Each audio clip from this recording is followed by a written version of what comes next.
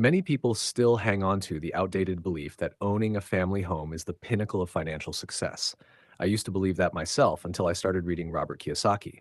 His books, like Rich Dad Poor Dad or Where Did My Money Go, completely changed the way I see real estate. Kiyosaki argues that your home is not an asset, and I couldn't agree more. It doesn't produce income, it takes it. You pay taxes, maintenance, insurance, and often a mortgage. The monthly bills go round, barely covering all the expenses, and eventually your savings give out. And don't even get me started on repairs. Boilers give off weird smells, roofs leak, and when everything breaks at once, it's financial chaos. The problem is, people become emotionally attached and refuse to go through with selling a house, even when it's the smarter move. They treat it as a legacy. But to me, it's a trap. Worse, owning a home often forces you to give over your time and energy to jobs just to keep the house. You can't travel, invest elsewhere, or take risks. You're stuck. And if your employer has it in for you and you lose your job, you still owe the bank. You might think I'm cold, but I've seen too many people betray their own dreams just to own a house. They go back on their plans to start a business or live abroad.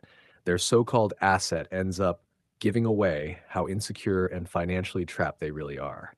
Owning a family home might grow on some people over time, but for me, it's nothing but a beautifully packaged liability.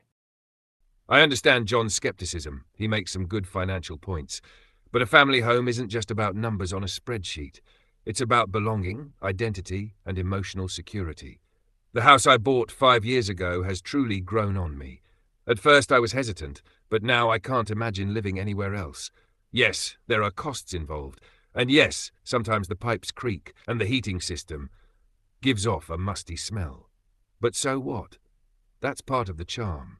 Unlike renting, where you're always at the mercy of a landlord who might go back on their promises or suddenly raise the rent, owning a home gives you control. I've given over countless weekends to renovating my kitchen, fixing the garden, and repainting the hallway, and it's been worth every minute. When friends visit and they say, "It smells like home in here," it warms my heart.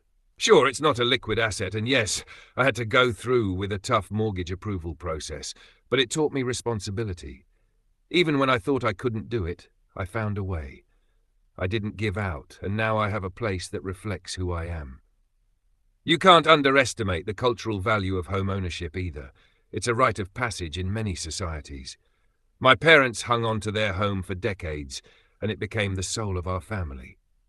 As for investing, houses may not give you high ROI quickly, but they provide long-term stability.